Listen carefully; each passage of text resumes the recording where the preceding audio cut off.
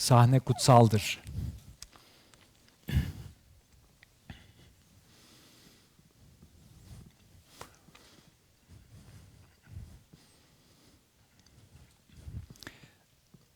Ses unutuldu ama düşünün ki güzel bir müzik var. Embark on a journey uniting the physical and spiritual, ancient and modern. Witness a Sufi dancer's mesmerizing artistry, weaving tales of love, longing, and divine union.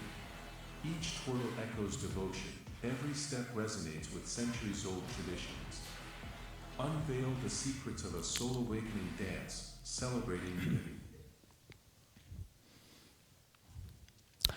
Herkese selamlar. Herkes şaşkınlıkla neden Yoda? Bu ustalığın sembolüdür. Hepimiz biliriz. Doğada doğmuş.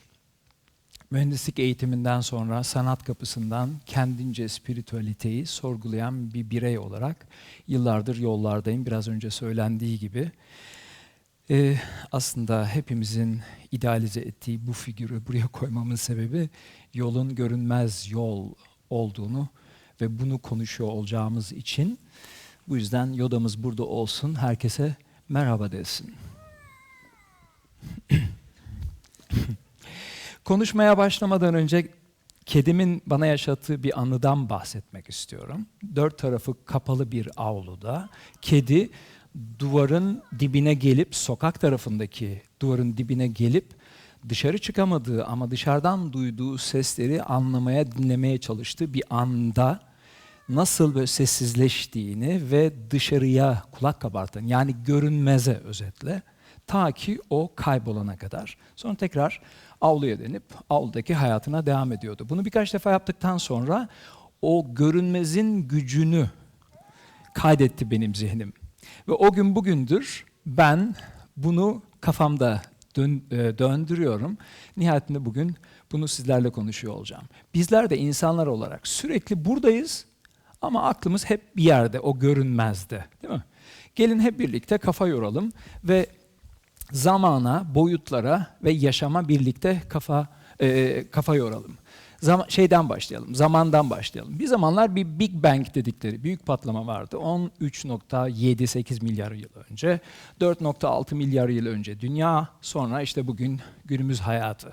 Ama buna ek olarak artık o kadar gelişti ki zihnimiz, Big Bang'ten öncesi olduğu da düşünülmekte, çok evrenler olduğu da düşünülmekte.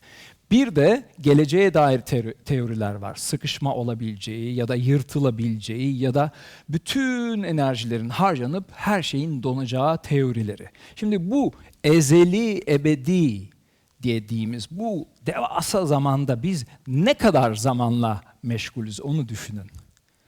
Hep bugünü kurtarmaya çalışıyoruz baktığımızda. Bazılarımız hayatta biraz ilerlemeye çalışıyor. Geçmişi ve geleceği düşünüyor. Ya da kimisi biraz insanlığı düşünüyor. Ne yapsak ne etsek de daha iyi bir gelecek olur. İşte bilim adamlarımız da bize bu bilgileri veriyor. Çünkü evrensel zamanı düşünüyor. Davet ediyorum. Ne kadar zamanı düşünüyorsunuz? Bunu ilk nokta olarak kafamıza yazalım. İkincisi uzay. Biz metrik bir gerçeklikteyiz değil mi? Santimetre, metre, kilometre vesaire ölçüyoruz. İstanbul'a uçacağım bu gece vesaire. Kilometre boyunda. Halbuki onun ötesini artık biliyoruz. Mikro, makroyu biliyoruz. Ondan sonra ta atoma ve astronomik ölçülere siz yeni nesil çok daha iyi biliyorsunuz. Kuantuma gittik ve kozmiye vardık. Bu kadar geniş bir inanılmaz uzay bilgisi var bizde. Peki bu kadar hacmin ne kadarıyla meşgulüz? Acaba sadece bu metrik olanda ölçülebilen de miyiz? Yani Mersin, okul, ev ya da Türkiye falan mı? Yoksa daha öteye gidip global mi oluyoruz? Bütün dünyayı düşünüyor muyum? Geleceğini vesairesini. Ya da daha öteye gidip işte mikro makroyu mu düşünüyorum? Vesaire vesaire, subatomik ya da kozmi mi düşünüyorum? Bakın bakalım ne kadar zaman açık zihnimizde. Aynı şeyi yaşamsal boyut için düşünelim diyorum. Bizler kainatın aynasıyız deriz ya, Sufizm'de öyle bahsedilir. Aslında her şey bir enerjik boyut. Bir şekilde sıkışıyor ilahi kudret diyoruz. Fiziksel olarak görünür oluyor. Uzay oluyor, gezegenler, dünya vesaire. Bunun üstüne bu parçacıklar bir araya gelip kimyasal olaylarla kimya boyutunu gerçekleştiriyor. Kimyanın üstüne biyoloji geliyor. Nasıl oluyor? O inorganik entegrasyonlar organik yapıya dönüşmeye başlıyor ve onlar da farklı şekillerde şekilleniyor. Kimisi yerinde kalıyor, enerjisini olduğu yerde alıyor. İşte biz bunlara bitki, biyoloji diyoruz. Ya da ne bileyim işte yemeğe gidiyor. O yüzden biz ona hayvan diyoruz. Biz de onların en üst versiyonu olarak insan dediğimiz formatta işte bu vardığımız yere geldik. Velhasıl türlü informasyonlara maruz kalıyoruz. Bu informasyonlar sonucunda bizler farklı sosyolojik yapılar oluşturuyoruz. Ben öyle adlandırıyorum. İşte orman oluyor ya da hayvan sürüsü oluyor ya da işte ülke oluyor, millet oluyor vesaire vesaire. Ve bu sosyolojik kararlarımız sayesinde de en nihayetinde alıyoruz ya kararlar. Biz Türkiye'yiz gibi. Onun da sonuçlarını yaşamaya başlıyoruz. Bu da yaşam gerçeği. Şimdi ben zamanda, uzayda ve varoluşumla buradayım. Görünür. Bunun dışındaki her şey görünmez. Her yer görünmez. Gelin şöyle bir adım atalım, hop, zamanı, mekanı, yaşamı aklımızda, hayatımızda açalım diyorum. Ama nasıl? Bunun üzerine kafa yormaya devam edelim. Şimdi bedenimize baktığımızda beden eskiden ilkel maymundu. Sonra işte sapiens oldu, düşünür oldu. Şimdi Yuval Harari'nin söylediği gibi Homo Deus'a doğru gidiyor. Böyle bir gelişim var. Yani o prototip işte sivilize oldu. Şimdi cyber'a doğru gidiyor. Bütün cihazlar içimize girecek falan filan. Duygusallığımıza bakacak olursak, duygusallığımız da bir zamanlar hatta aslında daha halen çok ilkel bir sürü yerde hep hayatta kalma mücadelesi veriyor. Hep. Böyle sürekli o telaş var. Velhasıl zaman kaybetmemek adına duygusala geçiyor. Bir süre sonra farklı versiyonları, hayatın olasılıkları görünce cehaleti gaflete dönüşmeye başlıyor ve en nihayetinde eğer çabasını sürdürüyorsa o absolut tekamüle varıyor. Kamil dediğimiz yapıya. O yüzden Sufizm'de cahil, gafil, kamil basamakları vardır. Aslında kemalet mevzu denir. Bunu da aklımızda tutalım. Ruh ya da akıl, bilinç ne dersek diyelim. Onun da basamaklarına baktığımızda önceleri temel çok basit bir şey. Hayvanlara baktığımızda, bitkiye, biyolojiye baktığımızda sadece kendi telaşlarında bir çeşit delilik var, bir dellenme vardır. Kendi dertlerindedir, basittir. Çünkü o cehaletin derdi sadece hayatta kalmaktır. Advance olduğunda, ilerlediğinde nasıl oluyor bu? Öğrendiği bilgilerle bunu sağlamaya başlıyor. Fünun demek fenden gelir. Yani çoğulu, fenler. Bilgiyle biz advanced oluyoruz. Ama halbuki asıl amacımız işte bu. Yani sükunete varmak. Yani göksel olmak. Transcendent. Öteye gitmek, ilahi diyoruz ya, hep yukarıda Allahu Ekber diyoruz ya, işte orası. Şimdi, peki bu birey, benlik nasıl oluyor? Ne oluyor da biz bu kadar çeşitli hallerdeyiz? Ona bakalım. Bir kere genetik faktörler var. İşte coğrafya, iklim, ırk gibi. Ben buna fabrika diyorum. Fabrikada ürün çıkıyor Ziya Azazi. Bu ürün sosyal faktörlere maruz kalıyor. İşte iklimi, ailesiydi, diliydi, diniydi, ahlakıydı vesaire şekillendiriliyor. Yani tasarımcılar beni tasarlıyor. Ve bunun üstüne eklenen şey günümüz faktörleri. Yani güncelleyiciler. Bunlar çevresel, eğitimsel ya da ilişkisel olabiliyor. Bunlarla ben değişmeye başlıyorum. Benim nerede olduğuma, hangi eğitime, hangi biçimde yaşadığıma bağlı olarak güncellememi yapıyorum ve değişiyorum. İşte bundan ötürü bazılarımız sığ benliğinde, bazılarımız derin benliğinde ya da bu spektrumun içinde farklı mekanlarda ve zamanlarda, farklı biçimlerde kendini gösterebiliyor ya da görüyoruz. Bu neden oluyor? Benlik, birey, 5 duyusu var ya, bize öyle öğrettiler. 5 duyu organı, işte görüyorum, duyuyorum, tadıyorum, kokluyorum ve hissediyorum. Bir de ek olarak 3 tane de işte ne bileyim uzay zamanda nerede olduğumu biliyorum, hangi yönde olduğumu biliyorum, dengemi sağlıyorum. Ondan sonra bir de ayrıca organlarım ne durumda, acıktım mı, tuvalete mi çıkmalıyım gibi bütün ölçümler yapılıyor. Bunların hepsi duyu organı ya. Bunlar bana bilgi veriyor. Yani olanı biteni ölçümlememe, informasyon, data olarak ben bunları topluyorum. İşte bu yüzden topladığım dataya bağlı olarak ben değişiyorum. Hangi dataları topluyorum ben? Moral, ahlak yani, coğrafya, aile, iklim, politika, cinsiyet, bunların hepsi birer faktör. Hepsini ben aldığım için ona göre kendimi şekillendiriyorum. Mesela bu İslamik coğrafyada ben camiyi gördüğümde, şalvar giydiğimde, namazımı kıldığımda, ezanı duyduğumda, sonra kebabı yediğimde, üstüne de künefeyi yediğimde ben Orta Doğuluyum. Allahu Ekber oluyor. Ama Çin'desiniz, Çin oluyor. Ondan sonra Çin operası izliyorsunuz. Sonra çubuklarla makarnanızı yiyorsunuz. Sonra ne bileyim üstüne bir tane de tatlı yiyorsunuz. Doğal olarak Çinli oluyoruz. Özetle dış dünyadaki faktörlerin bana verdiği dataya göre entegrasyon yapıyor ve ona göre şekilleniyorum. Bütün her şey bu şekilde gerçekleşiyor. Böylesi teorik bir felsefik bakış açısıyla benim kendimi şekillendirebileceğim sonucu çıkıyor.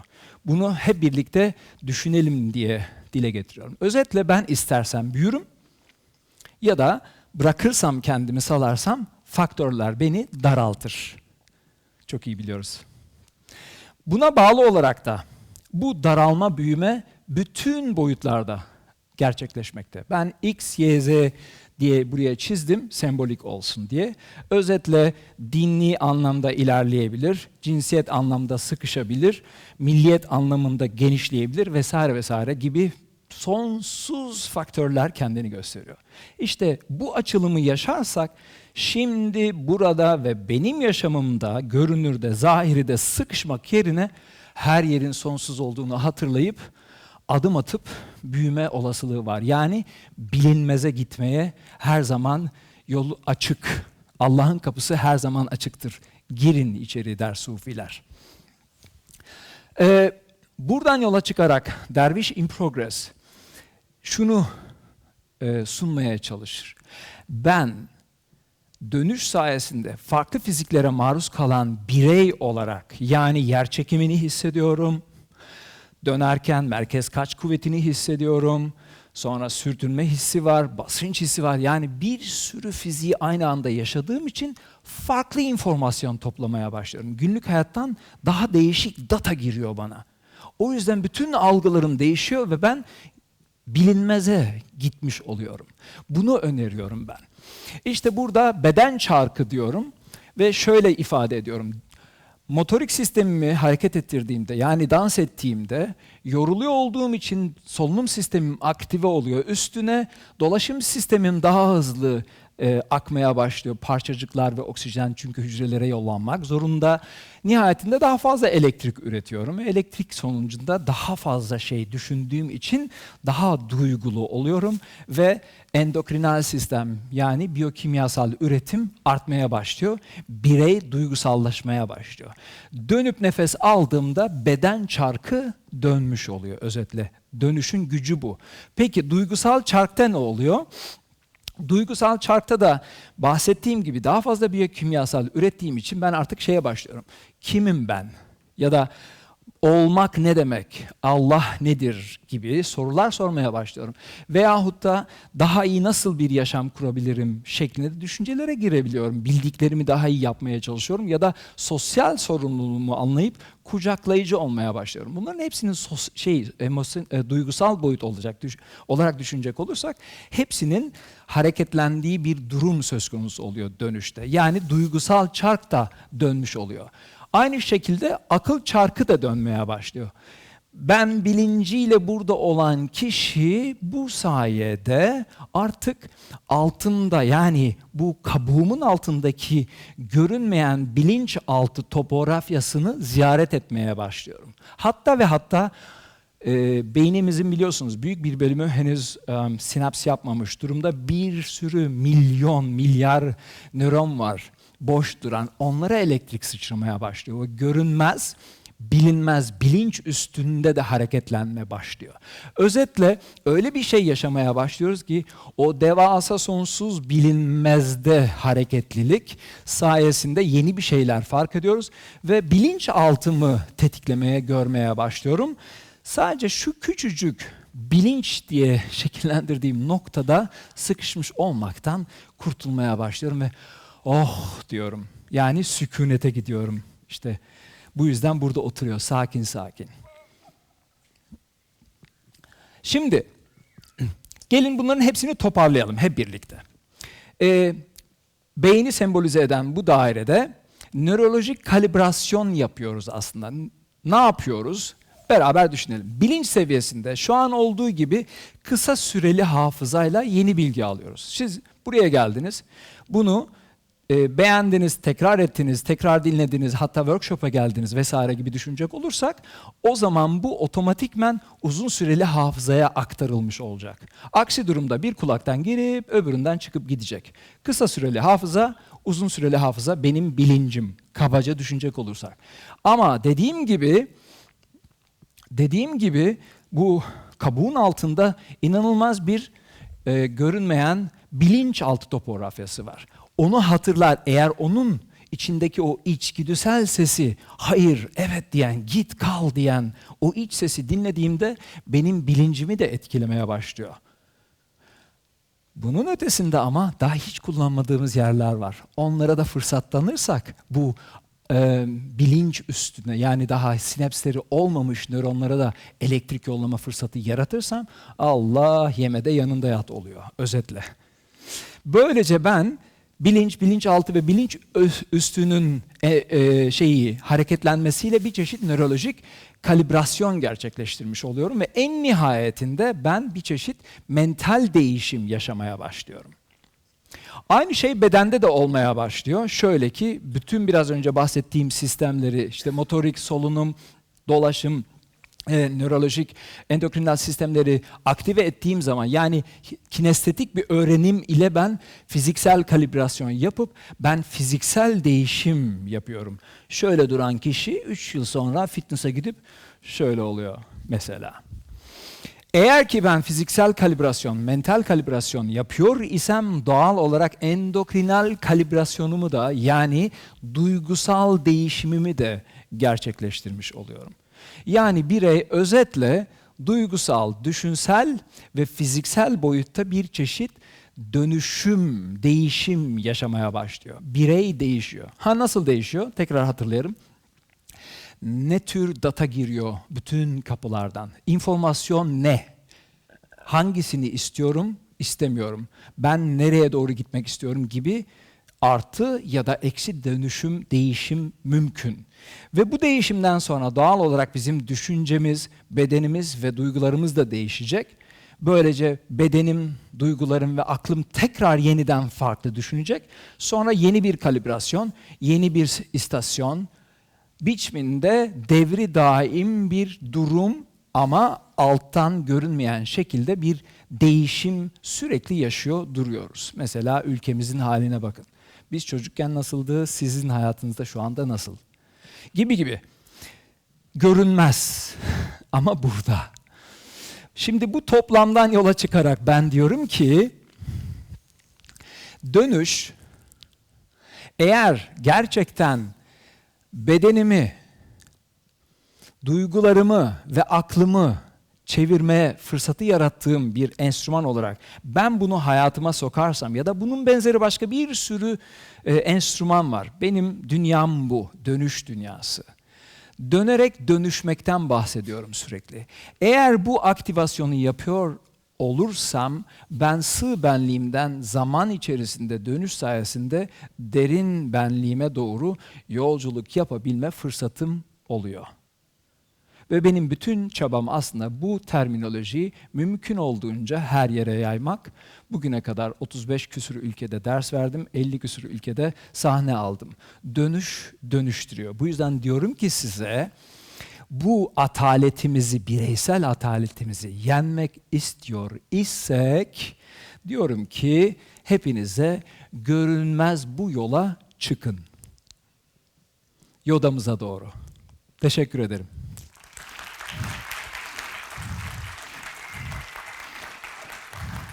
Sağ olun.